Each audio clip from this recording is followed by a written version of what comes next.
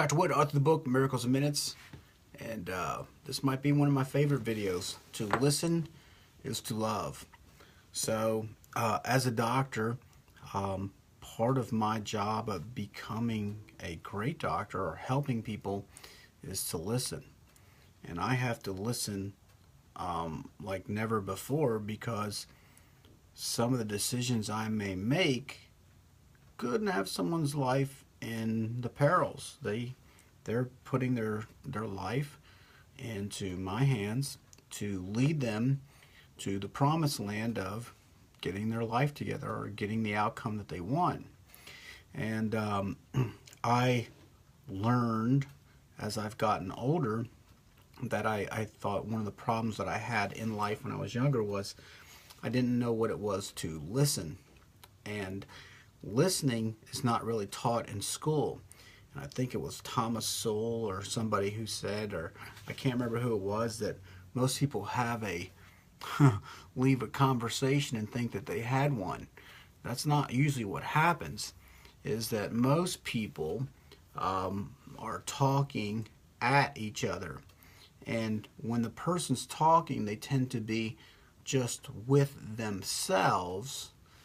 Okay, so they're in their head talking, blah blah blah blah blah blah blah blah blah blah blah blah blah blah blah, and there's another person over here who's supposed to listen. Okay, now to understand conversation, to understand human beings, we need to understand, first of all, the listen is to love. Is most people are not even listening to themselves.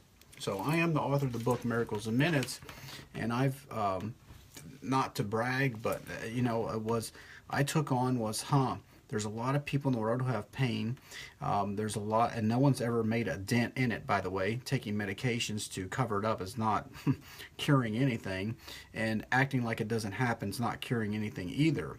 Okay, they're turning a blind eye, whether it's narcotics, I'm so numbed up, I don't feel anything, or I'm just so busy that I'm taking my mind off of it. That has nothing to do with correcting it. So what helped me achieve a lot of great success in helping patients was I actually listened to what their own body or feelings and emotions were telling them.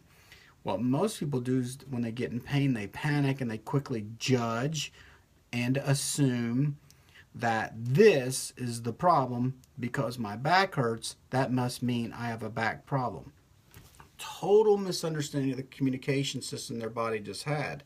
It just said, I have a problem, and it just showed up in the back. Usually the back's overworking and some part of their body isn't functioning, not functioning. And that's what needs to be addressed. Dysfunction usually is quiet because it's getting paid without having to work. Why would it speak up? But the back that's overworking is going to complain because it says, I'm doing all the work and nobody's helping me. So that was Miracles in Minutes, and I kind of covered that in the book. But it's about learning to listen to yourself. So as a doctor, as I began to listen to their bodies, I said, this sounds like what your body's trying to tell you. Let's find out if that's true or not, and we'll know if it's true if you get better. Okay? So when you learn to listen, you learn to love yourself, and you learn to be with yourself and listen to yourself, and listening in for the truth, not just what you think or what you feel. It's a longer context of conversation. Next, let's talk about human connections and relationship. So what we're not taught to do is actively listen to someone else. To do that, you have to be fully present. To be fully present, you have to be listening to them without anything in this sacred space. So between two humans is a sacred space. Don't piss in the water between you two guys. So if you start thinking, oh, I know who they are, and someone already told me about you, that's called gossip, and that's some person's opinion that told you something, and you're not letting this person just show up, whoever they may be. If you already think or assume you know who they are, you're going to be listening through the assumption. And you're going to be missing some of the things that they say, do, and present to you in the room. You won't hear it, you won't see it, and you won't feel it because you're with yourself. You're not with this person. Being with someone, you have to learn how to be in the moment and not with your own thoughts and not with your own feelings and what you're going to say, so you look smart in the conversation. And that's the problem, is people are trying to present an identity, a fake person, looking good and with themselves, and wondering what this person's thinking about, what they're thinking about me, and what you're not doing is listening to them. The problem with that conversation is this: that's why people don't hear each other. And when someone finally feels heard or gotten or listened to, you actually acknowledge them. They feel like they matter in the world, and you actually love them because you gave your listening, you gave them space to be themselves as they are and are not in this moment. It's not a context of being perfect. It's not a context of not having problems. Dr. Wood, I'm having a bad day. I'm very upset. I'm having a lot of fear and anxiety today. That's true, and that's real, and that's authentic, because that's true feelings that they're feeling right now. And now I can listen and be with them in the room and accept them in their state of fear. See how that works? You accept them as they are and are not, without any prejudices, prejudgments, or assumptions.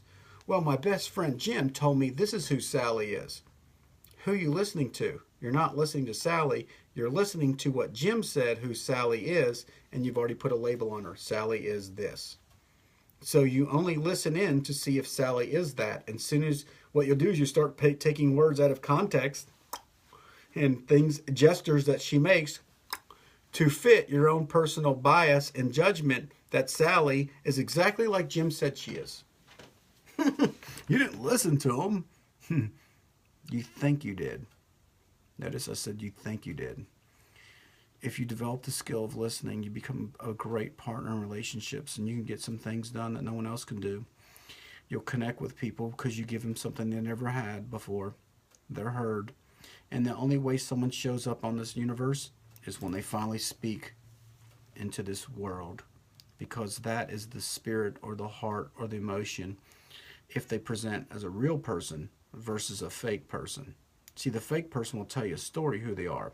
The real person will say, you know what, I got problems. And you go, okay, I got it. I understand. Who doesn't? And you can accept them and love them right there as they are and are not. When we start to develop the skill of listening, if everyone could do that, there'd be a lot less relationship problems. There'd be a lot more love in the world, because what you're giving them is the space to be themselves.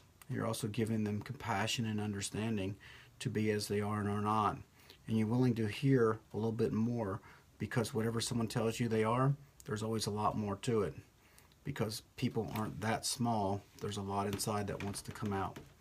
So it's Dr. Wood, and if you want to think about becoming a better lover, if you want to think about becoming the best person you can be in the world, if you want more love in the world, forget all your judgments, forget what you know about somebody, and just go, I wonder who this person is in front of me. I have no idea. And that's exactly how I listen to my kids. I see them as beautiful creatures that God made, and I don't know what's inside of them. Only they do. That's a private conversation between them and their Creator. I'm not privy to that conversation because I wasn't included. If God wanted me to know, He would tell me. Okay? So that means I'm required to listen. And when you start to listen, you can start to understand who they really are. And when you start to understand who they really are, you make a connection. And when you make the connection, and the better you listen, the more love and the more connection you make with them, because they understand that you're a safe person. You understand that you're a loving person. You're willing to listen what they have to say, and you'll let them be who they are and who they are not in this moment without having to be perfect. And that's a great place to be. Dr. Wood, to listen is to love.